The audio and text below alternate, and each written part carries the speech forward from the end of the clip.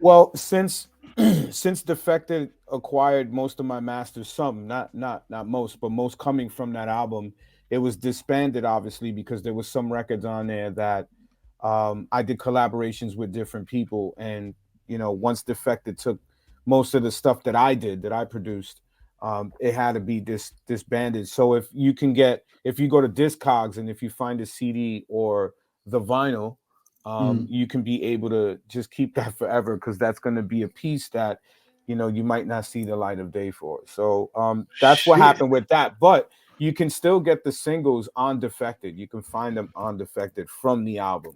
You could Okay. definitely find it there. So you don't have any more copies? I have some vinyl pieces to some songs. As far Yeah. as the album as vinyls, I think I got like 4 or 5 here sealed, but that's about it in terms of Yeah. like selling them. Yeah. I mean, I can always talk to Defected. The great thing about the deal was I'm still close with Wes Hmm. Saunders, who's the new CEO, and Simon, of course. Yeah. I would not have done the deal if I didn't think the deal was fair. I think Mm. it's a little crazy that a lot of people tell me, and they tell me straight up, they're like, "Man, how could you sell your masters to them?" I was like, "Well, the deal was good, and it arrived at a time when I wasn't doing so well in terms of what was going on in my personal life. I feel you. So, I feel you. And not I many try people not are vocal about this. So hats off to you for being yeah, yeah. transparent Look, about that. look, I try not to be negative about my situations. And in terms of my masters, I knew giving it to Simon and Defected would work well. I'd rather have done that than give it to a label that I know would not have been pushing me as much as they have been pushing me. I'm Yeah. super Hmm. grateful for it. I have no regrets with the decision I make because at the end of the day, I know what I'm capable of and Hmm. I know what I Hmm. can do. And I know that what I've gave them to me is just my beginning parts. Remember, Mm. Jay-Z's first album is a classic, but he followed up with another classic and another classic and another. So there's more coming. This is just the beginning. So I only lost, and I didn't even lose anything. So let me take that back. But my first tracing steps is at a label that's going to continue to thrive even long before I'm gone. So I'm happy that Mm. my catalog at least is on there, and you Hmm. can still have access to it instead of it being where I'm fighting for my masters to even exist.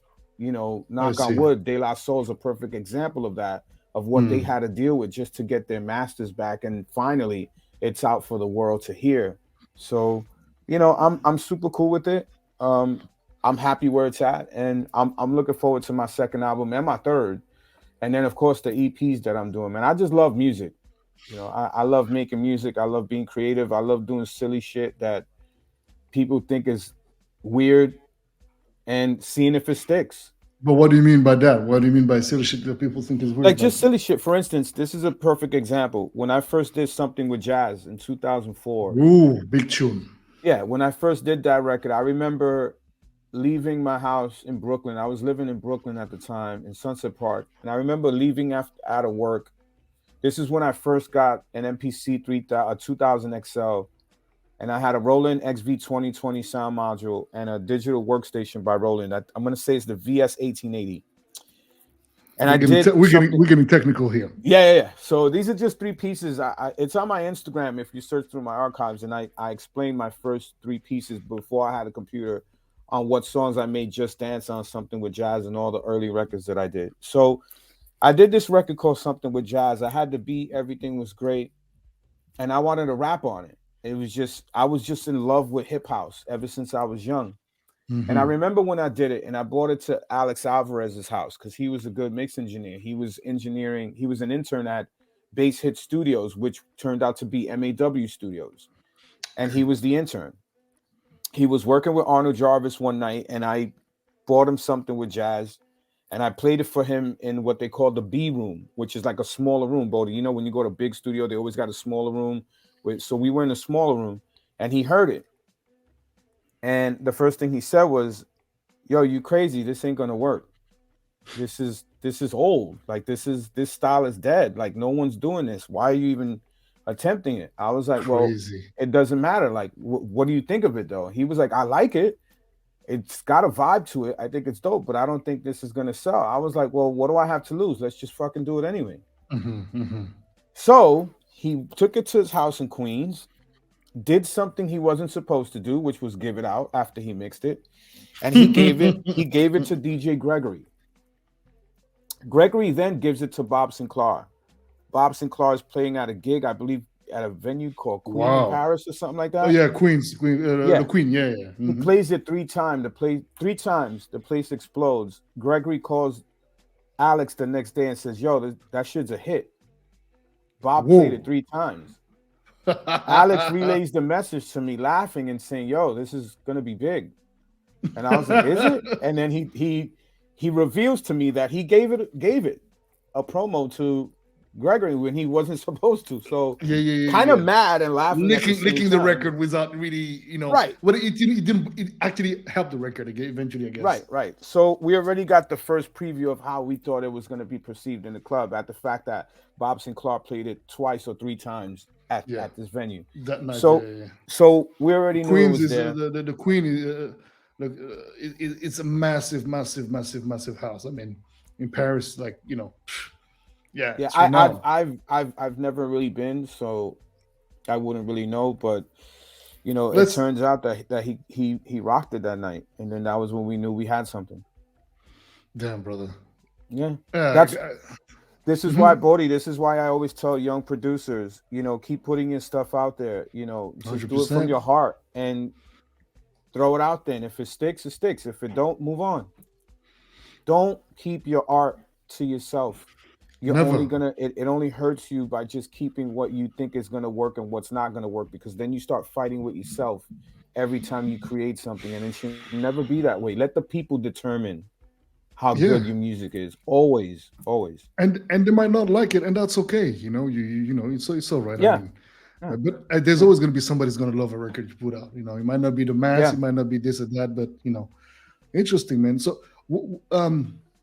huh, you've done several hits in the game. We can clearly qualify you as a hit maker in this house music industry.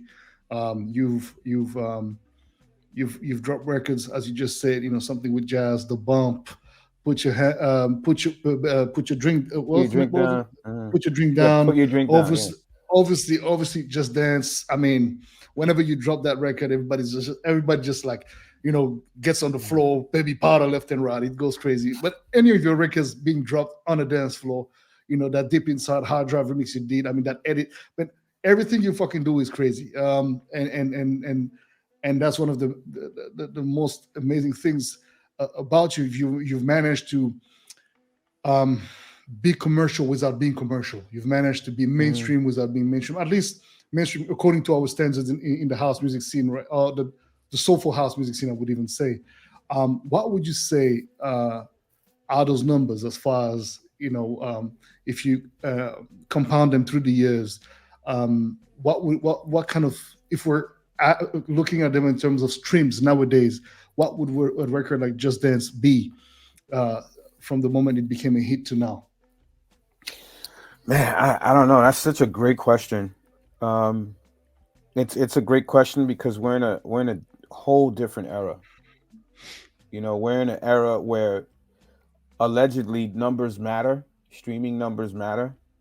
But we're also in a world filled with AI and bots where they can manipulate what numbers look like and, portray this vision of someone being successful because of numbers that were shown on social media when it's not dictating what you're hearing when you go out. If it don't match what you hear when you go out, then how do the numbers match?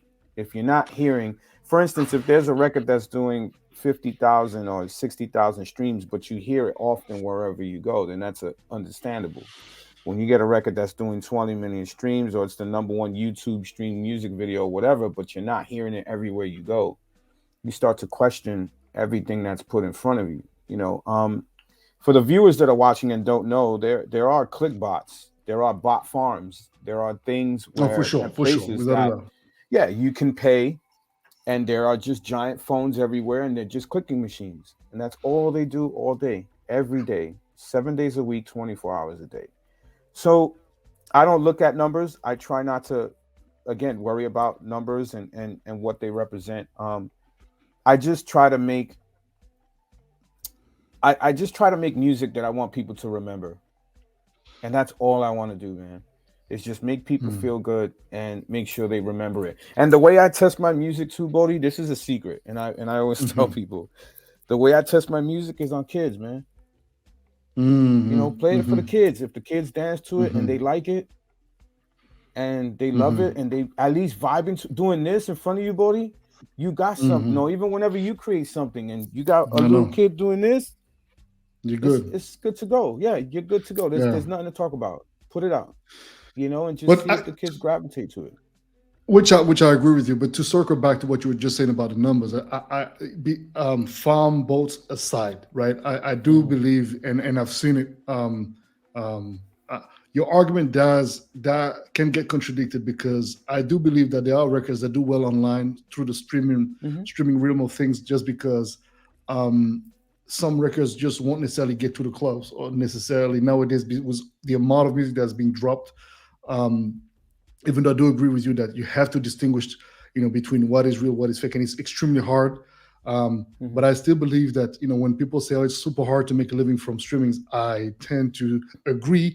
If your modus operandi is, "I'm going to release a record every other month," in my case, I solved that issue by releasing first once a month, then twice a month, then Hmm. um, 3 times a month, then every week, literally, pretty much. Which at first I got a lot of hit for. I was called so many different kind of names, but people around me, um, Wow, I didn't know yeah, that. yeah, Wow, yeah, yeah, because people, wow. Mm. a lot of the underground. This is why I came out of the whole underground conversation, because I'm just like, look, underground is no longer underground, and it stopped being the underground a long time ago.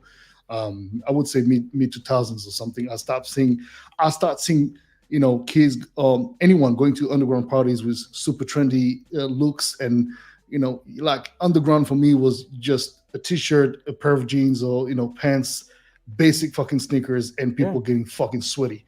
yeah, and Now on dancing, and and not dancing, on their phones. Yeah, and not on their and not on their phones. phones. Yeah, Underground now is like, yeah, people still do that, but it's a bit more fancy, which I have nothing against. right. But I would have to say that underground has flavored itself a little bit nowadays, Hmm. right? So, and nothing wrong with that. But I think that obviously my way of functioning is not for everybody, but I do have a consumer, consumers that actually enjoy this role of releases, because I'm able to produce a wide range just like yourself, and I just express myself artistically, which is super dope because I get to just have fun with it, and interact with the musical family at the same time. And I think that can be a way to somehow survive. But I would agree with you that, yeah, the numbers game is kind of like trying to measuring dicks. It's like I mean, you're always going to have somebody that's going to have a bigger one than yours. So it's like, just do you. Oh my God, it is somewhat. It's a that's a very unique analogy, but yeah, yeah, totally, yeah, totally. I mean, look, it's all based on perception, right? Whenever we're talking about today's world, everything is Hmm. all based on perception and what people are trying to sell to you online, and what you believe. And Hmm. this is the thing, right? Like, what used to be underground is now being shown on our phones. So whatever event that you see is supposedly underground is now accessible on your phone when you're getting on the bus, when you're getting out of work, when you're coming out of the gym, Yes, sir. when you're going to see your lady before you go to dinner, or your husband or your boyfriend, or whatever you do. It's Hmm. all on your phone with just easy a hotspot or your Yep. cellular phone, Hmm. service. So Hmm. what's being determined and what you want to accept is now Hmm. being shown on your mobile device. I don't even think there is anything underground anymore.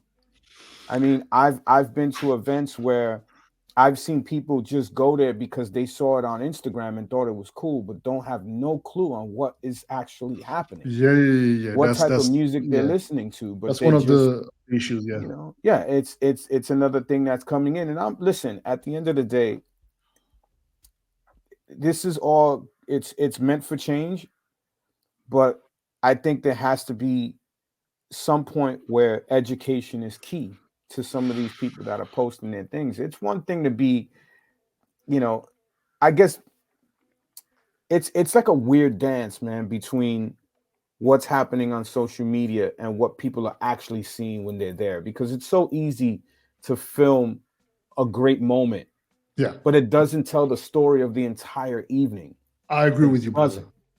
This And is I something that I see online all the time. Not to cut you, but to yeah. add on to emphasize on what you just said. Like I see a Hmm. lot of my Instagram feed and yours as well. We follow pretty much a lot of the same people, and it's amazing to see everybody doing great and gigging out there. But you just see these moments, and it's like, yeah. Then you go see some of them, and you're like, oh, okay, the storytelling was not exactly what I had thought. I was Hmm. expecting, because even you get drawn into this rush, right? Oh shit, Yeah. that record is crazy. Yes, it's crazy, but how did the person tell the story, and how is the person going to tell the story after that record in the set is also super important. And you tend to realize even that now some of the new generation, right, of DJs are able to access much more sounds than we were able to access back in the days. Because I mean, and you even before me, because I came, Hmm. a little bit after you, and it's like um, uh, the records were not that easily accessible. I mean, you had to go to a record shop, eventually see if Yeah. they sold CDs, because or that specific vinyl, which if you don't know and you don't have a turntable, well, then yeah, here you are. And it's like now, as you said, you have access to it Yeah. It's a lot instantly. more easier to make. Yeah, it But is. at the It's same it's a lot. time, it's not Hmm. necessarily a lot more easier to mix, and it's definitely not a lot more easier to tell the story. Because I've seen the other day some people tell me that, oh man, I don't really know how to do this set. Uh, so they go online, they try to search different the way people literally download like your top 10 on tracks also whatnot, and they'll just try to mix that up. It's like, yeah, but where's the authenticity? You're sounding like Mr.V, like if it was, and you don't even sound like him. You copycatting, which I think to Hmm. a certain extent is important. I mean, I remember when I started making beats, one and still one of my biggest inspirations is Kenny Dope. I mean, Hmm. this man's drums, the programming. I mean, Yeah. Till this mind day. Yeah. blowing Till to this this day. day, brother. And I Hmm. remember I would literally sleep on his records to the point I was able to copy almost to the perfection some of his records. Hmm. But it It's took called like, it's called being influenced. Yeah. Yeah. exactamundo, Hmm. same as the Shunade or yourself. And it's like, oh, you hear this drum, the bass line. It's like, Hmm. how did you think Yeah. about bringing that? I mean, so, but I won't take shots at the new generation. I think that they're doing great stuff. It's very inspiring. A lot of it needs, as you just said, guidance and knowledge. And the problem is Yeah. that it's looked upon as kind of like, outdated. No, you need knowledge. You need information. Well, I think it's all up to who's filming and who's putting what. Here's a perfect example. There's a producer named Mochak, right? I think Mochak, Yo, Mochak. I'm I following think him on Instagram. I just discovered him right. actually. He's Nuno, he's my agent, was telling me about him. I like him. Good guy. There's a video though that I saw of him. He produced this record that had a Black Star sampler in it, and the track is Mm. called Reparations, right? So he put Hmm. it into a house groove. He played it, and it was an honest video. You Hmm. can tell those kids did not know what the hell was going on because it Yeah. went from house, broke down into the actual record. And Hmm. although it was dope because I love the record, I understood what he was doing, but those kids didn't understand what he was doing. And then it went right back into house. And even then, those kids kind of still didn't get it. And it's those type of records that you got to be careful with whenever you're making, because that is such a strong record. Like Reparations is a very deep hip hop record. It's a deep record. It's really for thought. It's not really made as a groover for a dance floor if you really listen to that record. So I understood his idea and I got it, but some of the kids didn't because they didn't know the record and they Mm. didn't know about the record. So as a responsibility to producers out there, sometimes make things from your heart and then make things so that you can try to make the sample understandable with what you're trying to do. Because if it doesn't match, then you find yourself in Mm. situations like that where you're Yeah. trying to break a record you created and nobody gets it. And it's Well, bound to happen now, especially now that yeah. everyone's taking I, I, everything. I, I was about to tell you because that's the thing. So I've heard that record you're talking about, and I think Yeah. that it was brilliantly put together. Yeah. Um, uh, um, and as you said, you can tell the crowd is not necessarily initiated to the kind of culturality and specificity of the song. But Yeah. I will say this much: in the I don't know X amount of kids or people that were there, there's gonna be at least 10 or 20 Yeah. out of them Yeah. that's gonna be like That they were understand it and get shazamming it. or Yeah. and they were like, oh, what the hell? Yeah. Because even me, I was like, oh, that was fresh. But you're Yeah. right, and I think that the approach there's a desacralization of music, which in a Hmm. way is great, but it's also not good because it comes with obviously with this Pandora box. It's like the moment you open it, it comes with so many different like yeah outcomes, and it might not always be the ones you. I mean, us who understand and respect music for what it is and what it Hmm. represents, it kind of hurts your feelings, but at the same time, you've got to understand that it's also part of this generation, this TikTok generation. I mean, I'm looking at my nieces and nephews. They're looking at this TikTok. They're still, you know, my oldest nephew is 13 years old, and it's like, I mean, yeah, my oldest niece is 17. The youngest nephew, I mean, the oldest of my sister is 13. And I'm looking at them, looking at these TikToks, and they'll listen to Montel Jordan like spit it up like it's like and they're making like dance moves and this shit. And it's like, okay, I don't understand. I mean, great for Montel Jordan Yeah. I don't get it and either. Yeah. they're making millions or Hmm. when those old like that Busta Rhymes records that broke online became massively viral on TikTok. Great for them. They're making the money. Oh, by the way, sorry for the little noise. I got my dog. She's snoring. She snores a lot. So every once in a I while, was like, I'm like wow. muting. I'm like, Okay. Luna, shut the hell up. She's Wow. getting old. But yeah, so I think that I embrace it. I really embrace it. I don't embrace Mhm. everything. I think some of these things are corny. And I do believe like a guy like Mo Shaq is doing a great job because Yeah. he's out there. He's got the name for himself. He's got the visibility, and you can truly tell that he plays music he loves. And Hmm. I saw some of his sets where he literally breaks down the set and he plays like a completely fucking out of the blue Yep. Yeah. jazz record, and it's like Yeah. that's educating the crowd that he Yes, has I access agree. to.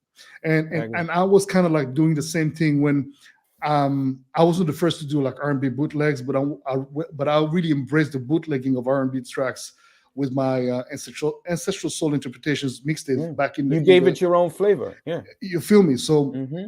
when I You started did doing it that, the right way, Bodhi. The way you're doing it is the right way, and that's thank you, exactly what bro. I'm talking about. In other words, I understood what Mo was trying to do. It just didn't work on that dance floor, and maybe it just it's again, it's such a record that you have to figure out how to make it work. Like Yeah, you know how to yeah. make a certain pop record to work with what you're gonna be adding to it. You just can't throw a jack and beat to everything. It's just not gonna work all the No, that I time. agree with you. That I agree with Hmm. you, 100%. Hmm. And Yeah. so, stylistically, it might have been the wrong component of the recipe, Yeah. and Yeah. I think maybe so too. had you put a It's a soulful, great more idea. soulful Yeah. beat, yeah, yeah. Mhm. But then at the same time, how do you educate this crowd? Because one way or the other, you still got to find a way, right? And I think that, well, I guess creativity comes with, as you just said, great trying, but try to do different next time or something. I mean, that's a great recommendation, and I think coming from an OG like yourself, somebody who's paved the way for a lot of us and many many more,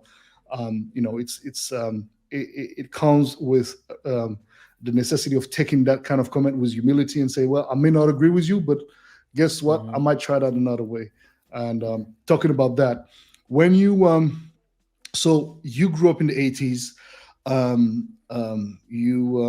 You were able to, as you just said earlier, get in the studio with some of the most remarkable household names, such as obviously Masters at Work, Arnold Jarvis you mentioned earlier. You kind of like were part of a lot of things. Tell us some, you got any stories that you can share that you were like, oh man, one of those like aha moment, like what did I just witness?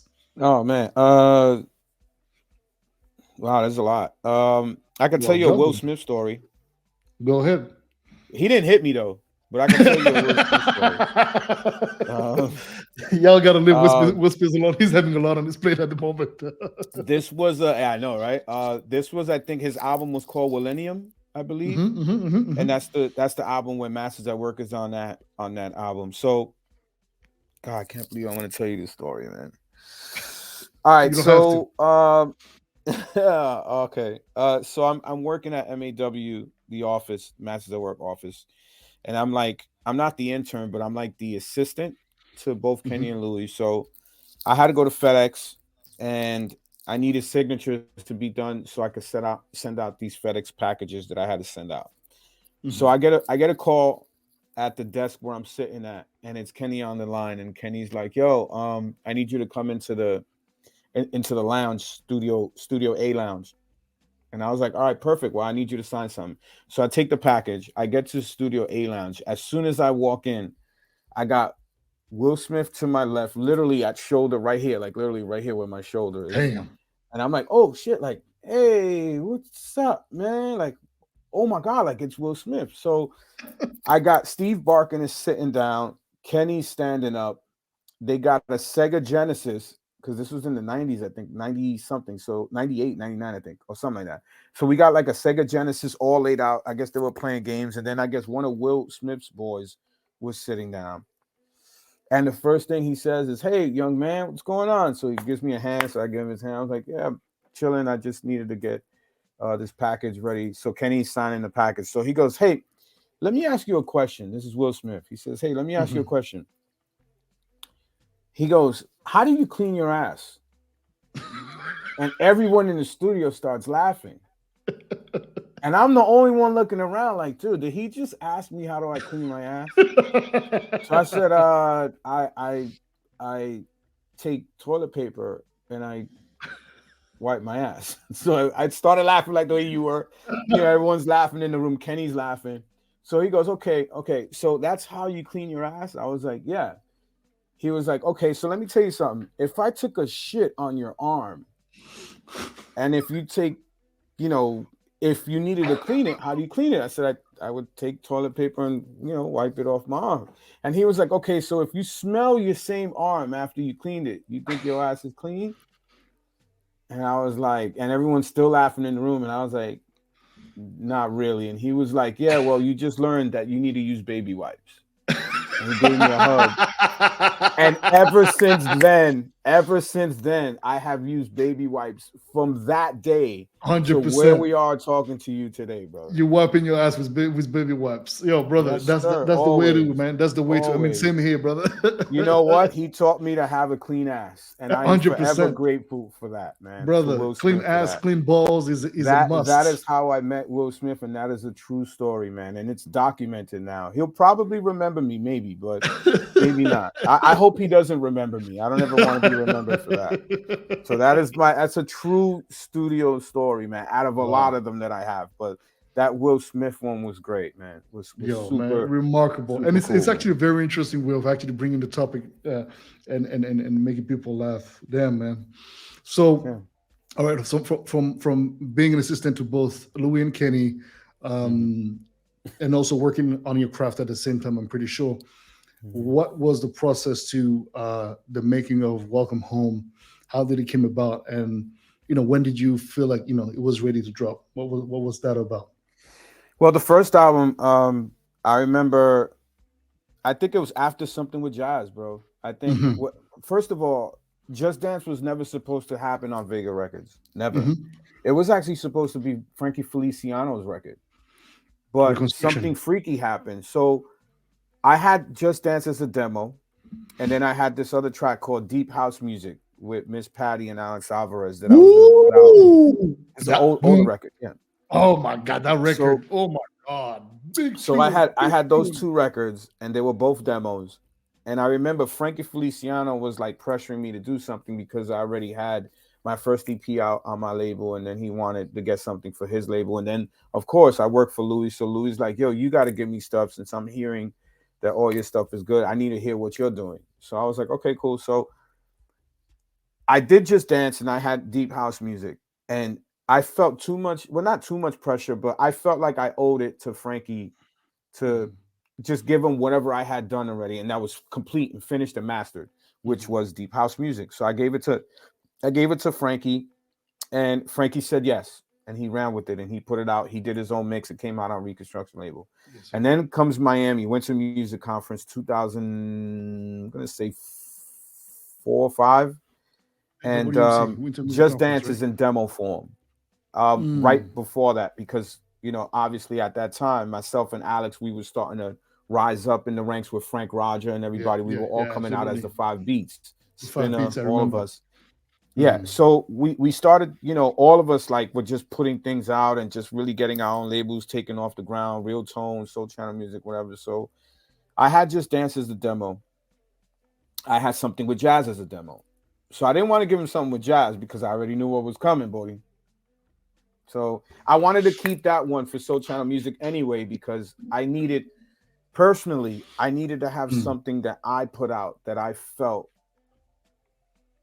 was going to be successful off of not someone else's label. Like I needed that reassurance and confidence that I could also do this myself. Yeah, yeah, That's yeah, I why I understand wanted that. to I put out understand. something with Jazz on my label. So I held that one, but Just Dance I was kind of nervous about because I felt like it was never finished. So Hmm. the version that you guys hear today of Just Dance, the original mix, that's actually the demo.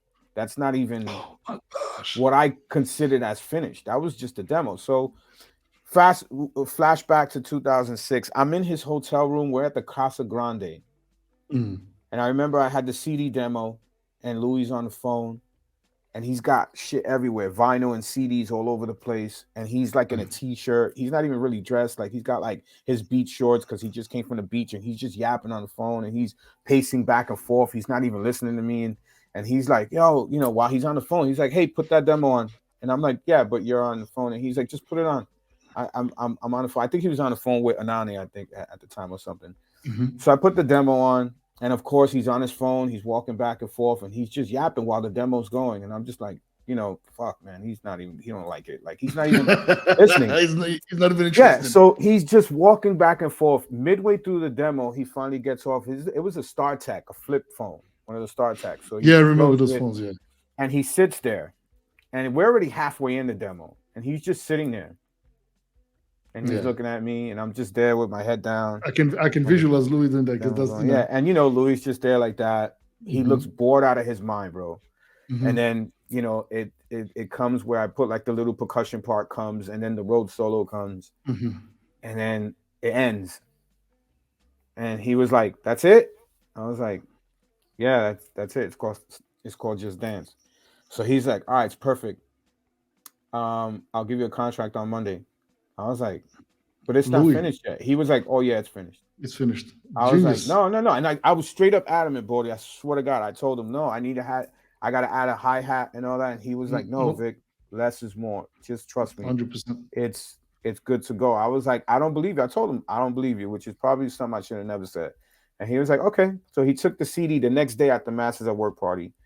I'm doing the door with the late, great Willie Ninja, Oh man, rest doing, in peace. checking off stuff.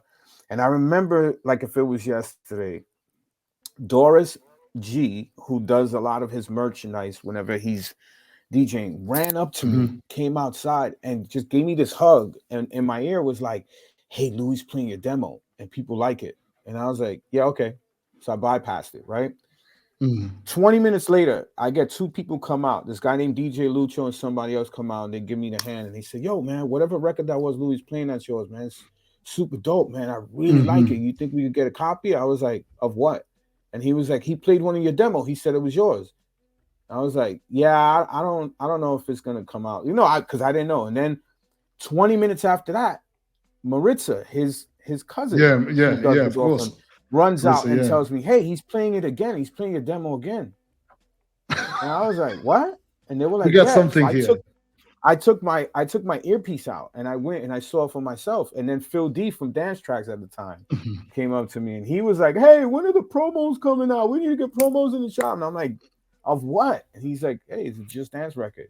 And then of course, when I look at the booth, Louis gave me a look and he was like, see, I told you, like that. He was like pointing at me like, I I told you. And I know, I was know, like, I know. oh Yeah, tell shit, Louis. yeah. And then from there, it just it flew. History. Once we had that record and we did the numbers that we did, and I was like I sold a lot of units. That's when Louis was like, actually no, it was after V Gets Jazzy. Whenever we went into the Mm. studio and he was working with Sarah Devine, and then she did the chorus, and then I went in there fucking around, and I was like, yeah, let's get jazz, and he was like, oh shit, let's just go in there. We did that in one take, one day on Staten Damn. Island, and then from that release, he was like, okay, we got to do an album. 100%. And then I was like, Vision. oh, okay. And then I just went home and I started thinking about how I wanted my album to look, sound, and feel, and the concept. And then I told him the concept. He liked it. We did everything. We had all the songs. Everything was done. And then Put Your Drink Down came about in a funny way. You know, Hmm. he that was the last record that we had to do. And I remember he put me under so much pressure Hmm. that to not even make that record, because we made that record ironically in the most silliest, weirdest, funniest way. Hmm. Louis tells me he paid for Sony Studios in Midtown Manhattan. And this was a studio body that was, I think, charging $75 to $85 an hour. It was expensive. It was a lot. Yeah. So he wanted a top-notch studio, and he tells me, "Hey, look," and this is typical Louis. He'll tell you things a day before something's supposed to happen. He won't give you a week. He won't give you a week. He likes He that won't give you rush. a week. Yeah, he won't give you a week. He won't give you three Mhm. days. He won't give you 2 days. He'll give you at least a day Yeah. to get something going so that the next day you guys could do something. So that's what he does. So he tells me he rents out Sony Studios. He says, "Yo, I need you to finish this last track and we're ready to go. Do you have something?" I said, "No, but let me think about it. You're giving me one night, so let me think of the idea." He goes, "All right, but you better have something, Vic, because I'm already paying a lot. Meet me at the studio at 6 p.m. blah blah blah street, Sony Studios, blah blah." I was like, "Wow, Sony Studios." He's like, "Yeah, and just to let you know, it's $85 an hour. So you need to hurry up and get here and don't get stuck in traffic."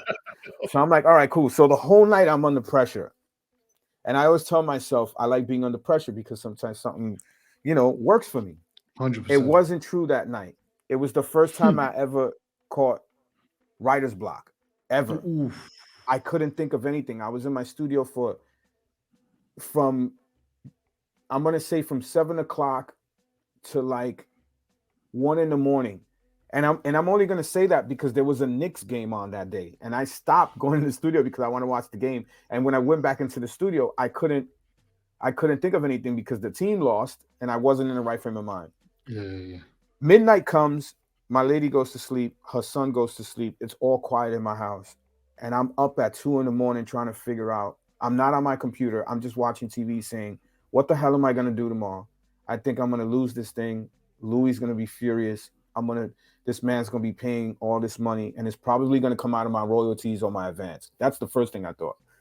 So as I'm scrolling through my TV, I hit this network called Cartoon Network. I don't know if you guys got it Of over course, there, we right? have it. Yeah, pretty much So everywhere there was now. there was an episode of Bugs Bunny where there are these two guys on an island, and Bugs Bunny's on an island, and they're trying to eat him Mm-hmm. because they were stuck on an island, and they did Mm-hmm. this conga dance, this doom doom Mm. doom doom doom doom Mm. doom Mm, doom doom. mm, So I mm, mm, laughed at mm, that mm. whole episode. Yeah, and I fell asleep in the living room. I wake up at noon the next day. I get a phone call from Louis. He's like, "Yo, you got anything?" I said, "No, I don't, but trust me, when I get there, I will."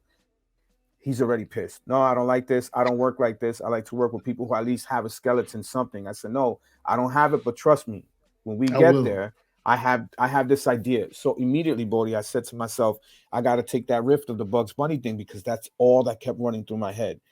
And I knew it was crazy to even think and go in the studio to do that because that is the most insane thing you can do to a professional producer or remixer is to come up with Absolutely. something that's from fucking Bugs Bunny. They'll look at you and laugh at you. So Without a doubt. I get in my car, 6 o'clock. I arrive at Sony Studios. I get in the place, it's packed. Yaz is there, his engineer, Steve Of Barkin, course. Big Ralphie shout out to Boy, Yes. Yeah. yeah, Louis there, and then this other engineer. The studio's big. It's full on professional. Lights are Spaceship. dim. You know how it is, Bodie. They got the candles Of going. course, It brother. Of smells great in course. there. Louis got his whole Mm. thing going on. The two engineers are waiting, and they're waiting for me. The most Just looking at you. nervous yeah, and waiting like, okay, so what are we doing? They're just sitting there. So I said, okay, And it's 75 to $80 an hour. yeah, yeah. So I go around the main booth and I sit down in the chair, and Louis is literally right next to me right here, and he says, "Okay, so what do you have?" So I tell him the Bugs Bunny idea, and as I tell him that, he hits me here, and he goes, "You know what? I don't have time for this. I'm gonna go get some food. because I thought you had something, but I'm just letting you know again, it's $85 an hour. So whatever you're thinking of, when I come back from getting food, you better It's have got to be something. done. Yeah. And I was like, okay, cool. Well, can you give me a notepad or something and just like a pen? And Yaz gives me a notepad. And then I said, well, since Luisito's here, is a problem if me and him could work on the beat? He was like, yeah, just do whatever. So I was like, all right, cool. So I tell Luisito before Louis leaves, I say, hey, can you give me the conga thing? You know, and I'm talking to him in Spanish. I was like, tú sabes con lo conga, dum, dum, dum, dum, dum, ta. So Louis explaining to him too. So he starts Luisito, man. tuning. Yeah, so he starts tuning his timbales or whatever, and then he goes in, and Louis sits back down, and Louis, he starts doing it to a four on the floor. I think 124 100%. kick. They put the kick drums, so they do it. So then I start noticing that Louis like, okay, he sees Starting to something. feel So it. then Louis starts, Mm-hmm. yeah, Louis starts telling Luisito to stop, to tune it a bit more. They finally get it to where it's tuned correctly. Then Louis leaves, and he was like, yo, he points at me. He's like, yo, I'm only going to be gone for 30 minutes. You better have something. I was like, yeah, I got it, whatever. I know So that he feeling. leaves. So Luisito finishes. He runs out and joins them. And it's only me and Yaz in the studio. So I Mm-hmm. grab my yellow Yes, I paper. knew it. Yeah. So Man. Yaz puts 16 bars up, a loop for 16 bars. I just Mm-hmm. start writing. Dun, dun, dun, dun, dun, dun, dun, dun, dun. I'm just writing. I'm just writing just any silly shit, just doing something. And the first thing I could think of is just, we gonna have some fun now. Come on, put your drink down, drink down. That's just the chorus. That's it. Mm-hmm. There's no verses yet. So I'm just doing Mm-hmm. that right there. And then, Yaz is telling me, hey, Vic, I hear you're doing something. Do you want to record yet? I was like, no, I don't, because I want to wait for Louis to get back. Louis comes back. The whole place smells like Chinese food. They got a giant like catering thing of just Nah, all Louis Chinese doesn't play food. around. Yeah. Louis doesn't play around when So it he's comes to not these even things. eating. The Yeah, first thing no, he does, he. everybody else grabs food, but he's not. He sits right next to me and he goes, okay, what do you have? I was like, okay. I was like, yes, hit the space bar. So he hits the space bar. He gets up. He leaves. He goes to get food. The beat is kicking. So I do it. We gonna have some fun now. Come on, put your drink down and get down to the funky sound. We got right here is made for you, Mr.V, Louis Vega, Louis Cito too. We got our crew, and I'm saying this, and I could feel his face. The Mm-hmm. smile on his face was just Sir. like I sensed it. And then Mm. as I'm writing, I'm smiling because I could feel him smiling. Mm-hmm. So I just this Ah. ain't for me. And we just take the hot dance. And as I look, when I say Mm-hmm. that to him, he's laughing. This ain't for me is made for us. And then he pushes me and he's like, no, go in there now. Now we got to do it now. I was like, yeah, but you're Louis. gonna eat. He was like, fuck eating. I'm not gonna eat. Just get in there and do it. Let's just knock this first verse out. So I do. I get up, I get in there, and we lay it down. And the rest is pretty much in the books. History. We finish it, everything just explodes in creativity. The minute I lay down the verse and the chorus, Louis starts getting on the phone, calls Tony Touch, Gandela, calls all these people out of nowhere. Mind you, it's like 11 in the night, like 12 midnight, and people are coming in the studio and starting to do little contributions right there on the spot. Crazy, man. Dude, we did that record in that one day. So as we finish it, Louis takes over. We take the rough draft, the demo, from that Mm. studio at 2 in the morning on a Wednesday, which is now technically Thursday, on a Mm-hmm. Roots day when Louis was playing at Roots at Cielo. Yeah, We yeah, go yeah, from yeah, that yeah. studio all the way to Cielo. And we get to Cielo at like 2:30 in the morning. Louis is already late to get on. It's packed house. And the first record he plays is the demo. And the fucking place explodes, bro. And that's how we knew the album was finished.